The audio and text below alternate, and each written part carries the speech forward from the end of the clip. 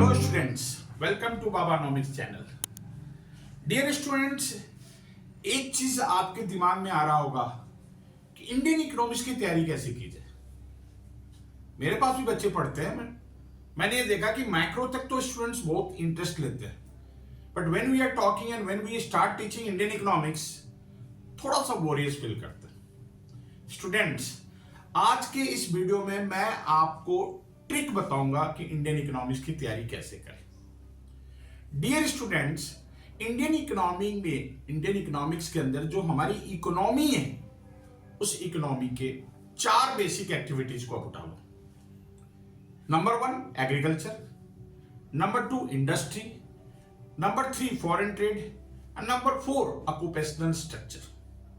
Students, अगर आप Indian economy को चैप्टर वाइज पढ़ते हो तो गलतियां होगी, इसलिए इंडियन इकोनॉमी को 3 फेज में डिवाइड कर दो। 1 at the time of independence और pre independence, other 1950 to 1990, and number 3 the comparison between India, Pakistan and China। Students, ये तो आपके बुक में भी दिया हुआ है।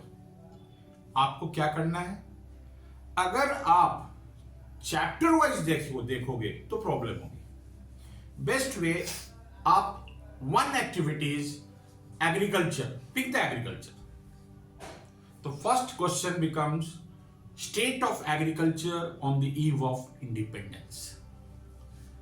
Then the question related with agriculture, that is called agricultural reforms. So you are doing agriculture means complete agriculture. If you are doing industry means complete industry. Don't do chapter wise.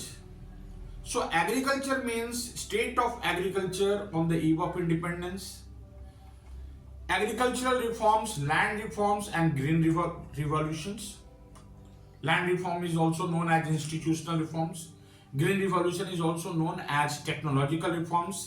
That means the steps taken under these reforms and their benefit.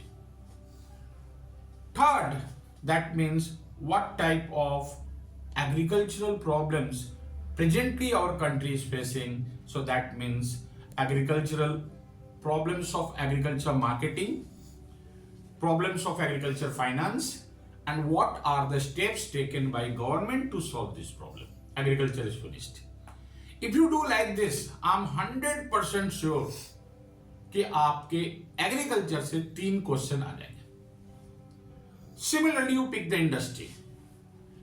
The number 2, state of industry on the eve of independence. Then industrial policy resolution. No doubt, first industrial policy was passed in 1948. लेकिन students, आपको 1948 का नहीं करना है। Then you will do that means IPR 1956।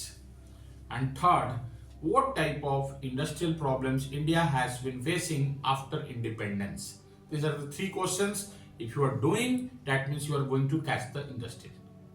Industry से related ही 1991, ध्यान से सुनना, इंडस्ट्री से रिलेटेड है। Industrial reforms, 1991 reforms was not for agriculture, it was for industry.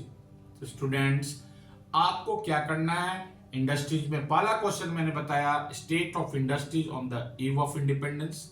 Okay, then industrial reforms of 1956, and third, that means what were the 3 steps taken under the 1991. So that means liberalization, privatization and globalization, the steps taken under these policies and their advantages and disadvantages. But according to me, this year the most important topic is globalization. Okay, then you select foreign trade, the state of foreign trade on the eve of independence, and after independence which type of trade policy was initiated in our country, that was import substitution policy. तो आपको सिर्फ foreign trade का एक state पढ़ना है independence के समय, और इंपोर्ट सब्स्टिट्यूशन पॉलिसी में गवर्नमेंट ने क्या स्टेप्स लिए और उसके क्या एडवांटेजेस थे, क्या डिसएडवांटेजेस थे। ये आप अगर इस तरह से क्रोनोलॉजी वाइज पढ़ते हो तो आप ये समझ लो इंडियन इको का मैक्सिमम क्वेश्चन आप पकड़ सकते हो। अब बात आती है बेटे करेंट चैलेंजेस। तो current challenges related with human capital formation. So under human capital formation just do its sources, problems and what are the steps taken to solve it. यानी मोस्टली आपको जो क्वेश्चन बनता है या तो सोर्सेस से बनता है या इसके प्रॉब्लम से बनता है।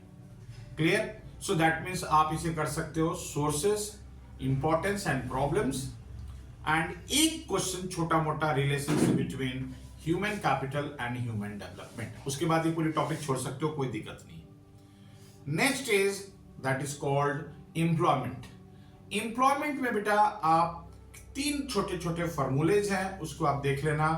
Unemployment rate, how is unemployment rate measured, what is work participation rate, and what is like that is called unemployment, how is unemployment measured. तो मोस्टली इसमें क्वेश्चन डाटा बेस्ड क्वेश्चन आता है। डाटा में सब चीज दिया होगा, आप डाटा को कंपेयर कर लेना, और how unemployment problems can be solved in India, that's all.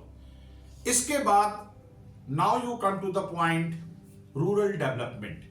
देखो रूरल डेवलपमेंट के लिए agricultural and agricultural activities, diversified activities होना जरूरी है, वो आपने एग्रीकल्चर में पढ़ लिया। तो रूरल डेवलपमेंट में जो मोस्ट इंपॉर्टेंट है सस्टेनेबल डेवलपमेंट। ये इन्वायरमेंट में भी आएगा, ये टॉपिक इन्वायरमेंट से भी है। तो एक टॉपिक बनता है sustainable development, its strategies and what type of problems we have been facing. We have been means India is facing, किस तरह का प्रॉब्लम इंडिया फेस कर रही है, तो इसका स्ट्रेटजीज पढ़ना है और किस तरह का प्रॉब्लम हम फेस कर रहे हैं। अब बात आती है sustainable development is not possible without organic farming. So organic farming में आपको डिस्कस करना है what is organic farming, what are its advantages and what are its disadvantages। इसके अलावे आप इसमें से कुछ नहीं पढ़ोगे। फिर बात आती है इन्वायरमेंट से, सस्टेनेबल डेवलपमेंट इन्वायरमेंट में भी है, सस्टेनेबल डेवलपमेंट रूरल डेवलपमेंट में भी है, ऑर्गेनिक फार्मिंग इन्वायरमेंट में भी है, ऑर्गेनिक फार्मिंग को रूरल डेवलपमेंट में भी। Then environment topic, environment causes of environment pollutions. इस चैप्टर में छोटे छोटे टर्म्स है, कैरिंग कैपेसिटी। सो इन्वायरमेंट से रिलेटेड जो छोटे टर्म्स है उसको आप याद कर लेना, बाकी ये टॉपिक छोड़ सकते हो।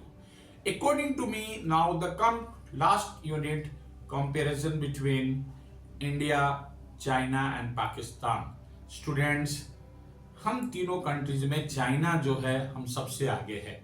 तो चाइना में के लिए आपने success of growth of China, इसमें तीन है, that is called first is leap forward policy, then cultural revolution of China, and the third industrial policy of China taken in 1978। बस आप ये तीन कर लोगे कि बेसिकली तो फर्स्ट है GLF एंड जो लास्ट है 1978, these are very very important. Then comparison की जब बात आएगी तो क्वेश्चन बन सकता है comparison with Pakistan and comparison with China. अब इस क्वेश्चन में क्वेश्चन सेटर तीन इंडेक्स को सेलेक्ट करेगा। One is called that is called demographic profile, other is called real per capita income, and the third is called, first मैंने बता दिया demographic profile, second real per capita income, and third is called human development index. इन तीनों का data आपको question paper में दिया होगा, आपको रटने की कोई जरूरत नहीं है, डोंट क्रैम द डाटा, आपको दिया होगा। बस उसके आप कॉजेस समझ लेना कि why is HDI rank of China is better than that of India and why is demographic profile status of India is better than Pakistan। तो ऐसे कुछ टर्म्स होंगे, ऐसे कुछ डाटा दिए होंगे जो पिक्चर बेस्ड भी हो सकते हैं, उस पिक्चर को देखकर आपको कंपैरिजन करना होगा। So dear students, in the end मैं आपको फिर से टू द पॉइंट बता दूं, एग्रीकल्चर में the most important state of agriculture, agricultural reforms and problems of agriculture finance and marketing, that's all. सिर्फ तीन चीज।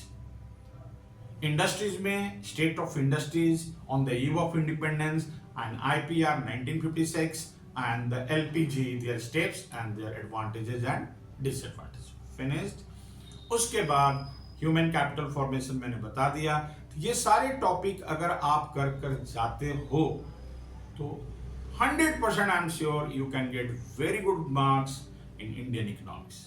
Thanks for watching Babanomics channel. अच्छा लगे लाइक करो, कमेंट करो, शेयर करो। Thank you, all the best.